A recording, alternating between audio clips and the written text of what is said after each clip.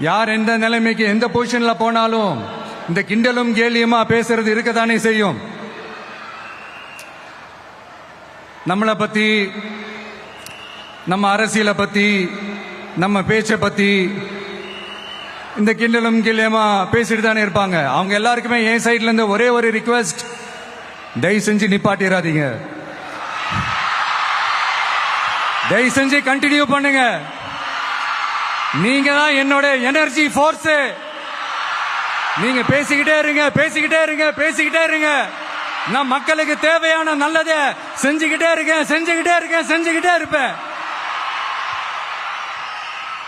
அடுத்து இப்ப நம்ம புதுசா அந்த சூட்லாம் போட்டு வரோம்ல, அதை பத்தி கூட நிறைய பேரு, ஏன் நாமெல்லாம் கோட் சூட்லாம் போடக்கூடாதா? அதிகாரம் செய்யறவங்களும் ஆதிக்க சக்திகளும் மட்டும்தான் கோட் சூட்லாம் போடணுமா என்ன? அப்பெல்லாம் எதுவுமே கிடையாது. நான் என்ன கலர் கலராவா போட்டு வரேன்? ரெண்டே கலர், நம்ம எல்லாரும் மனசு மாதிரியே பிளாக் அண்ட் ஒயிட்.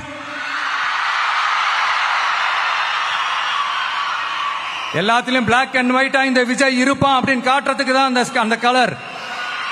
அடுத்து அந்த பிளாக் கூட யாரை குறிக்கும் எதை குறிக்கும்ன்றது நான் சொல்லிதான் தெரியணும்னு அவசியம் இல்லை, அது உங்களுக்கே நல்லா தெரியும். எல்லாத்துக்கும் இப்படி வழக்கம் சொல்லிக்கிட்டு நச நசன் பேசுற டைப்பும் நம்ம கிடையாது. உங்களுக்கே தெரியும், அதிகபட்சமா எல்லா மீட்டிங்லும் 20 நிமிஷம்குள்ளதான் நான் பேசியிருக்கிறேன். அதனால இப்ப மக்கள் என்கிட்ட என்ன சொல்றாங்க அப்படின்னா, இந்தப்பா விஜய், நீ எங்களுக்காக உழைக்கிறதுக்காக வந்திருக்கிற, அந்த வேலையை மட்டும் பாரு, உன்னை பத்தி பேசுறவங்கள நாங்க பாத்துக்கிறோம்.